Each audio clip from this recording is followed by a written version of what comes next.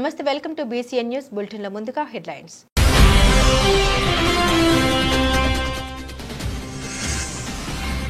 కోట మండలం విద్యానగర్ NBKR ISTలో 10వ Andhra naval unit NCC 9వ వార్షిక శిక్షణ శిబిరం.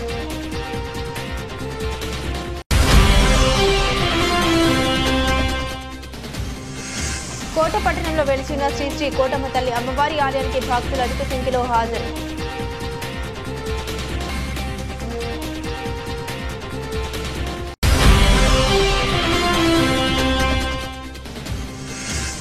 కాకినాడ నగరం సూర్యకళా మందిర్లో వైఎస్ఆర్ పార్టీ జిల్లా విస్తృత స్థాయి సమావేశం.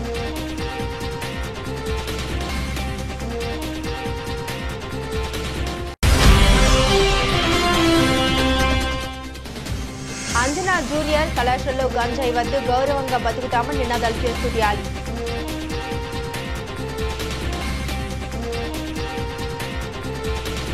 తిరుపతి జిల్లా కోట మండలం విద్యానగర్ NBKR ISTలో 10వ ఆంధ్ర నేవల్ యూనిట్ NCC 9వ వార్షిక శిక్షణ శిబిరం కొనసాగుతుంది.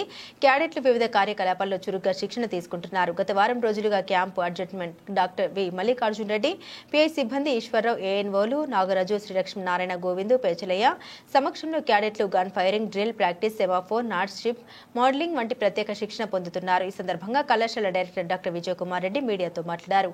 NCC నేవల్ యూనిట్ వార్షిక శిక్షణ కార్యక్రమంలో భాగంగా NBKR engineering science and technology కళాశాలలో నెల్లూరు, ప్రకాశం, గుంటూరు వంటి జిల్లాల నుండి సుమారు 600 మంది క్యాడెట్లు శిక్షణ తీసుకుంటున్నారని తెలిపారు. కళాశాలలో శిక్షణ అనుగుణం గన్ ఫైరింగ్, ఆస్టికల్ డ్రిల్ చేసేందుకు కళాశాల కరెస్పాండెంట్ నేదురుమల్లి రామ్కుమార్ రెడ్డి వస్తువుల్ని సమకూర్చడం జరిగిందన్నారు. తమ కళాశాలలో శిక్షణ తీసుకున్న ఎంతో మంది క్యాడెట్లు జాతీయ, రాష్ట్ర స్థాయిలో గుర్తింపు తెచ్చుకున్నట్లుగా డైరెక్టర్ విజయ్ కుమార్ రెడ్డి తెలిపారు.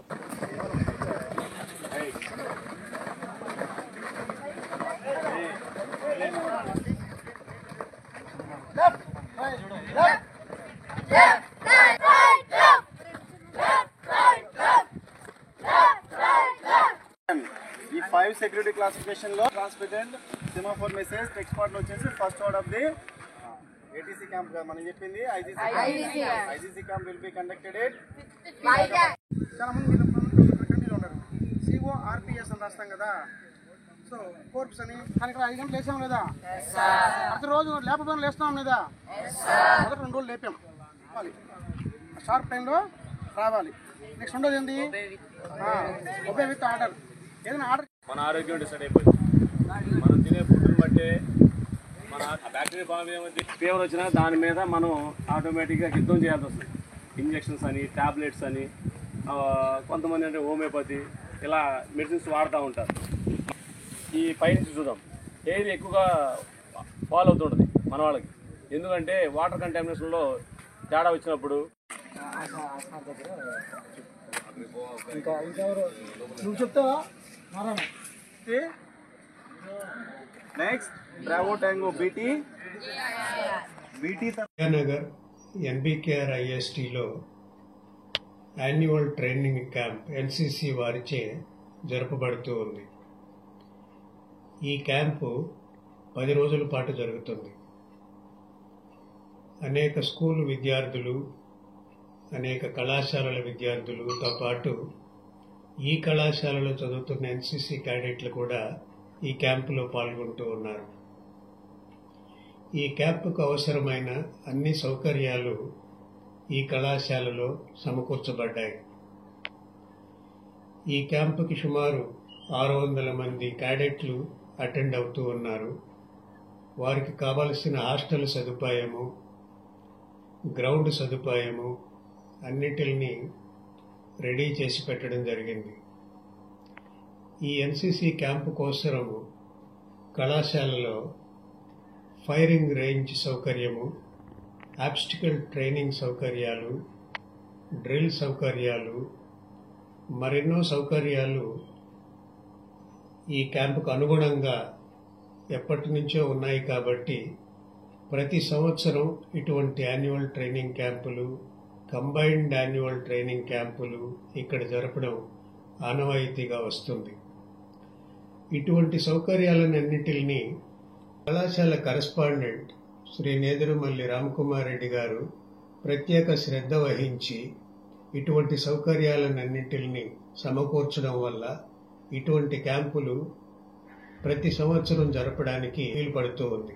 కళాశాల లోపల జరిగే ఇటువంటి కార్యక్రమాలతో పాటు ఈ 10 రోజులలో ఎన్సీసీ క్యాడెట్లు కొన్ని ఇతర ప్రదేశాలను కూడా సందర్శించడం జరుగుతుంది.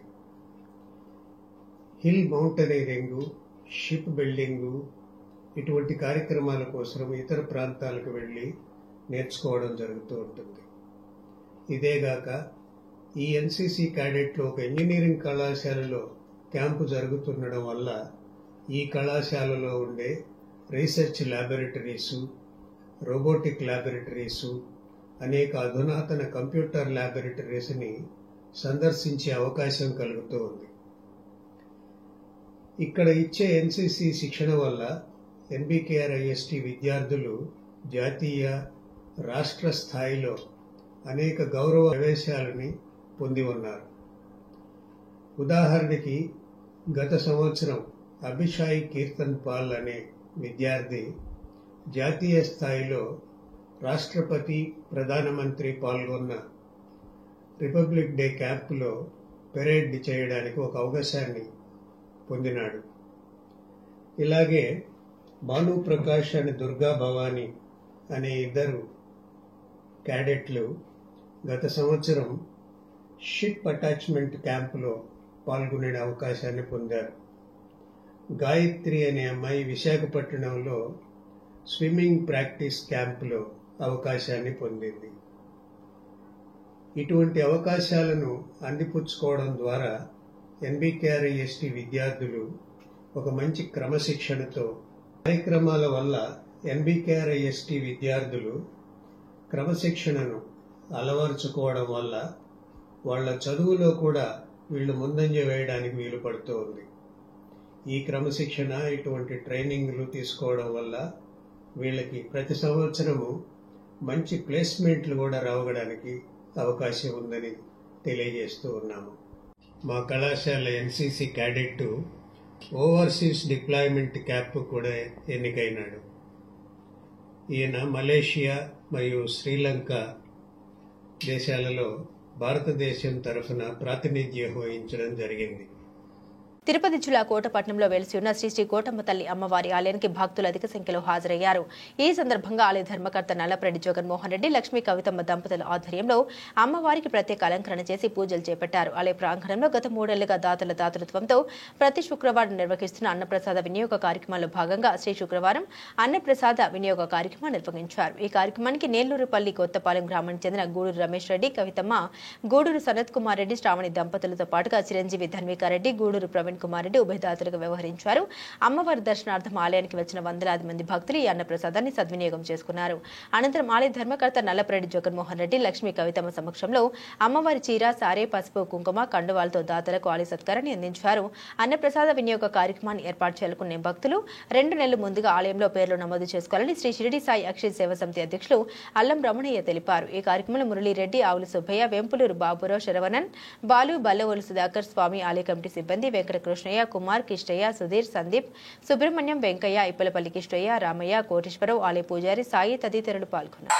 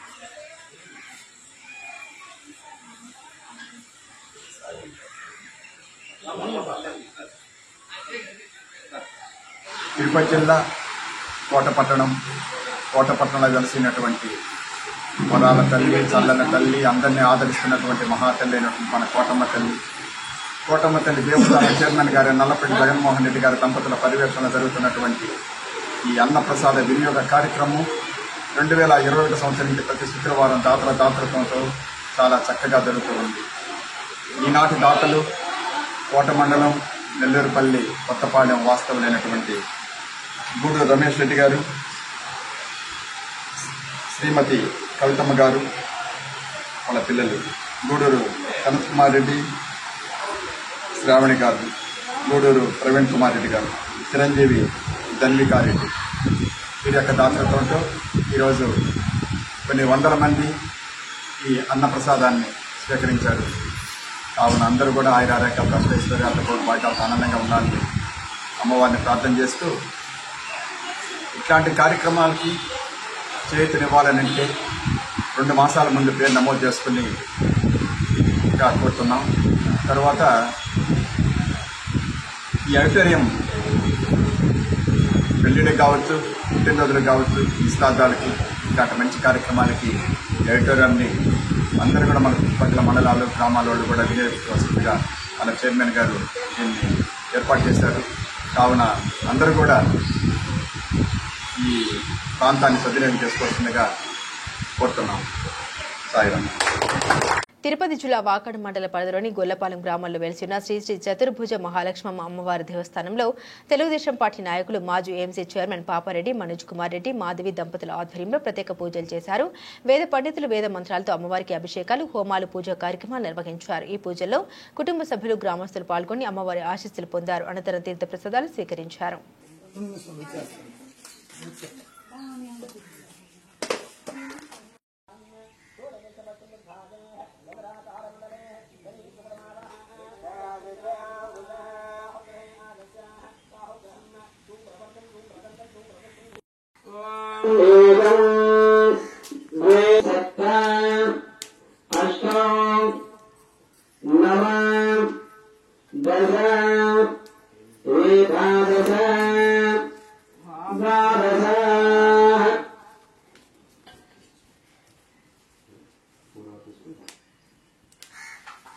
బస్తాలు ఇస్తాను కాటన్ బస్తాలు అది అర్థం పక్క తీసేస్తాను ప్రయత్నం చేసేదానికి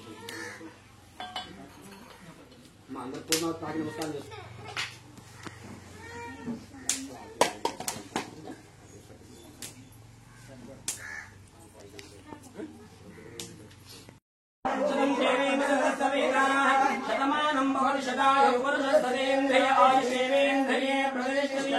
महालक्ष्मी अनुकूलता बल सिद्धिरस्तु यजमान मन संकल्प सिद्धिरस्तु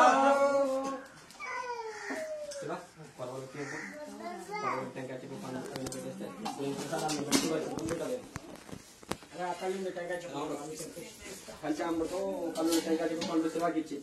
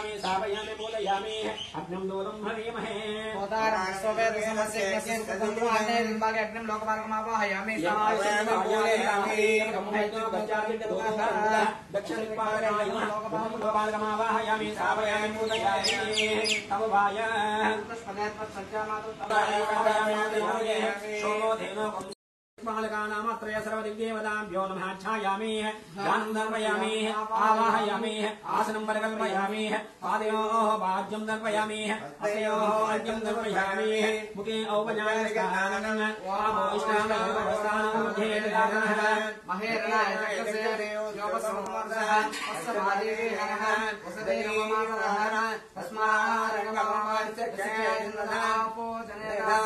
ఉమ్మడి నెల్లూరు జిల్లా సుల్లూరుపేట పోలీసులు గంజాయి అక్రమ రవాణా చేస్తున్న 5 మంది యువకులను అరెస్టు చేశారు. వారి వద్ద నుండి 3.5 లక్షల రూపాయలు విలువ చేసే 20 కేజీల గంజాయి 3 సెల్ ఫోన్లు స్వాధీనం చేసుకున్నారు. జిల్లా ఎస్పీ హర్షవర్ధన్ రాజు ఆదేశాలతో గంజాయి అక్రమార్కులపై ఉక్కుమాదం మోపుతున్నామని నాయుడు డీఎస్పీ చంద్రబాబు తెలిపారు. యువత చెడు వ్యసనాలకు అలవాటు పడి గంజాయి అక్రమ రవాణా చేస్తున్నారని, గంజాయి అమ్ముతున్న సేవిస్తున్న యువకుల తల్లిదండ్రులతో ఇప్పటికే పలుమార్లు అవగాహన కల్పించామన్నారు. గంజాయి అక్రమ రవాణా చేస్తున్న వారిపై ప్రత్యేక దృష్టి సారించామని, ఇంకా కొంతమంది అనుమానితులను గుర్తించామని, త్వరలో వారిని అరెస్టు చేస్తామని తెలిపారు.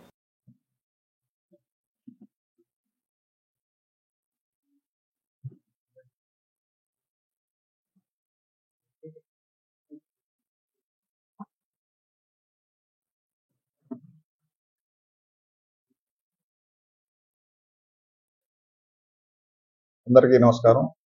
ఈరోజు ఉదయం 8 గంటల సమయంలో అన్నార్పోలూరు దగ్గర ఉన్నటువంటి భారత్ పెట్రోల్ బంక్ ఆపోజిట్ గా ఉండే ఖాళీ స్థలంలో 5 మంది గంజాయికి తోటి ఉన్నారన్న సమాచారంతో డిస్టిక్ ఏగల్ టీం ఆధ్వర్యంలో సుల్లూరుపేట సిఐ గారు తడ మరియు సుల్లూరుపేట ఎస్ఐలు అలా సమాచారాన్ని అందుకొని అక్కడ రైడ్ చేయటం వల్ల 5 మంది మనుషులు ప్లస్ 20 కేజీల గాంజా దొరకడం జరిగింది.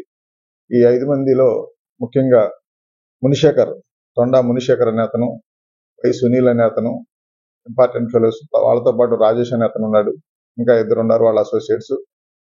వీళ్ళందరూ ఒరిస్సా నుంచి గంజాయి తీసుకొచ్చి ఇంకా పంచాలి, కొంతమందికి వాళ్ళకు సంబంధించిన వాళ్ళకి పంచుకోవాలన్న ఆలోచనతో ఉన్నప్పుడు మనకు వచ్చిన సమాచారంతో వాటిని పెట్టుకోవడం జరిగింది.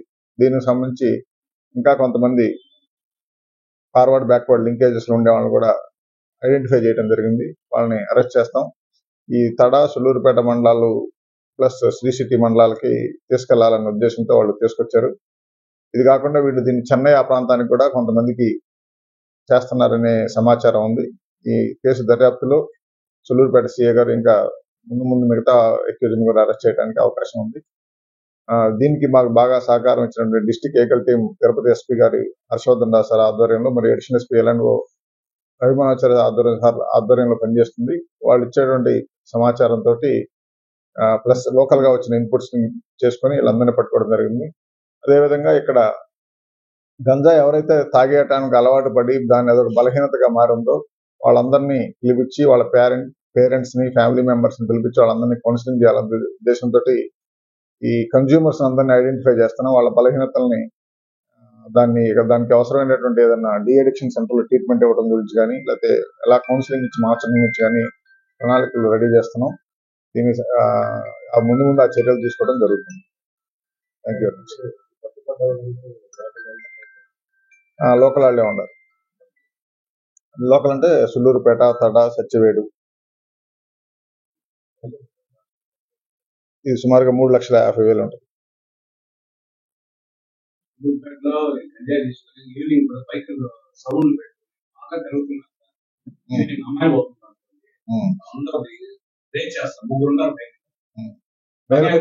మెయిన్ రోడ్ మీదనా? అమ్మాయిలు కూడా వచ్చినప్పుడు ఓ నరవడం బగ్గారు సార్, ఏం మాట్లాడుతున్నారు రోజు ఈవినింగ్ కూడా. ఎమర్జెన్సీ మీద మోదీ నిస్సిగ్గుగా మాట్లాడుతున్నారు. దేశంలో గత 11 ఏళ్లుగా అప్రకటిత ఎమర్జెన్సీ నడుస్తుంది. వ్యవస్థను నిర్వీర్యం చేశారు. సహజ సంపదను దోచుకు తిన్నారు. కులమతాల మధ్య చిచ్చు పెట్టారు. మణిపూర్ గోద్రా అల్లర్లు మీ ఎమర్జెన్సీ పాలనకు నిదర్శనం కాదా? ఆ ఎమర్జెన్సీతో పోల్చితే ఈ ఎమర్జెన్సీ ఎక్కువ. పోలవరం ప్రాజెక్టును మోదీ నిర్వీర్యం చేస్తున్నాడు. ఎత్తు తగ్గించి అన్యాయం చేస్తుంటే పార్లమెంట్లో ప్రశ్నించే ఒక్క మగాడు కూడా లేడు. కాంగ్రెస్ పార్టీ ఒక మహాసముద్రం, పిల్ల కాల్వలు అన్ని సముద్రంలో కలవాల్సిందే. వైసీపీ కూడా ఈ సిద్ధాంతం వర్తిస్తుందని ఏపీసీసీ చీఫ్ వైఎస్ షర్మిలారెడ్డి మండిపడ్డారు. ఇందిరాగాంధీ గారి గురించి, ఎమర్జెన్సీ గురించి మాట్లాడుతున్నారే మోడీ గారు. మరి మోడీ గారు సమాధానం చెప్పాలి. ఎమర్జెన్సీకి మించిన, ఆ ఎమర్జెన్సీకి మించిన ఎమర్జెన్సీ మోడీ గారి పాలనలో చూస్తున్నాం. గత 11 సంవత్సరాలుగా అన్డిక్లేర్డ్ ఎమర్జెన్సీయే చూస్తున్నాం మన దేశంలో. మోడీ గారి వల్ల ఒక గోద్రా అయినా, ఒక మణిపూర్ అయినా ఈ ఘటనలన్నీ జరిగాయి, ఈ హత్యలన్నీ జరిగాయి అంటే ఎవరు కారణం? అది కాదా ఎమర్జెన్సీ? దాన్ని ఎమర్జెన్సీ అనరా? కనీసం ఈ రోజు వరకైనా మోడీ గారు మణిపూర్కి వెళ్ళారా? అక్కడ వాళ్ళని పరామర్శించారా? బీజేపీ ఒక రైటిస్ట్ పార్టీ. మతం పేరుతో చిచ్చు పెట్టాలి, ఆ మంటలో వీళ్ళు చలి కాచుకోవాలి. ఇదే బీజేపీకి తెలిసిన రాజకీయం. మరి అది కాదా ఎమర్జెన్సీ? మోడీ గారు సమాధానం చెప్పాలి. మీరు చేసిన అరాచకాలకి, మీరు చేసిన ఎన్ని హత్యలు, గోద్రా అయితేనేమి, మణిపూర్ అయితేనేమి, ఇలా ఎన్ని చోట్ల మతం పేరు మీద మీరు చేసిన హత్యలు, ఇది కాదా ఎమర్జెన్సీ? అన్ని ఇన్స్టిట్యూషన్స్ ని మీ గుప్పెట్లో పెట్టుకున్నారే. ఈడీ అయినా, ఐటీ అయినా, సిబిఐ అయినా, ఆఖరికి ఎలక్షన్ కమిషన్ కూడా మీ గుప్పెట్లోనే పెట్టుకున్నారే. ఇది కాదా ఎమర్జెన్సీ? మోడీ గారు సమాధానం చెప్పాలి. అదానీ, అంబానీ లాంటి వాళ్లకు పోర్టులు రాసిచ్చేస్తున్నారు, విమానాశ్రయాలు రాసిచ్చేస్తున్నారు, గనులు రాసిచ్చేస్తున్నారు. మరి ఇది కాదా ఎకనామిక్ ఎమర్జెన్సీ? మోడీ గారు సమాధానం చెప్పాలి. అసలు ఈ దేశంలో ఎవరికైనా మాట్లాడే స్వేచ్ఛ ఉందా? బీజేపీకి వ్యతిరేకంగా ఎవరైనా మాట్లాడగలుగుతున్నారా? ఎవరు మాట్లాడగలుగుతున్నారు? మీడియా మాట్లాడగలుగుతుందా? ప్రజలు మాట్లాడగలుగుతున్నారా? ఆఖరికి పెద్ద పెద్ద పార్టీలు, జగన్మోహన్ రెడ్డి గారి వైసీపీ అయినా, బీఆర్ఎస్ పార్టీ అయినా, వీళ్లకు కూడా మోడీకి వ్యతిరేకంగా మాట్లాడే దమ్ము లేదు. ఎక్కడ మాట్లాడితే కేసులు వేస్తారు, మమ్మల్ని లోపలేస్తారు అని బిక్కుమని ఇలాంటి పెద్ద పెద్ద పార్టీలే బతుకుతుంటే ఇక సామాన్య ప్రజల కథ ఏమిటి? మరి ఇది కాదా ఎమర్జెన్సీ? మోడీ గారు సమాధానం చెప్పాలి. బులెటిన్ ముగించే ముందు హెడ్లైన్స్ మరోసారి.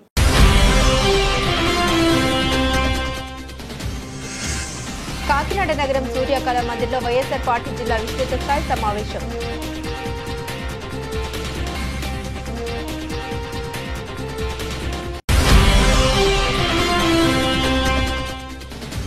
అంజనా జూనియర్ కళాశాలలో గంజాయి వద్దు, గౌరవంగా బతుకుతామని నినాదాలు చేస్తూ ర్యాలీ.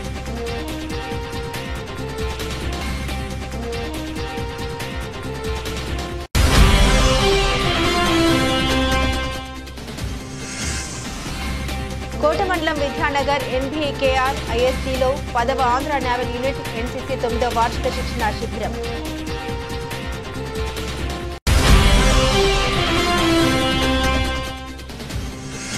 కోట పట్టణంలో వెలిసిన శ్రీ శ్రీ కోటమ్మ తల్లి అమ్మవారి ఆలయానికి భక్తులు అధిక సంఖ్యలో హాజరు.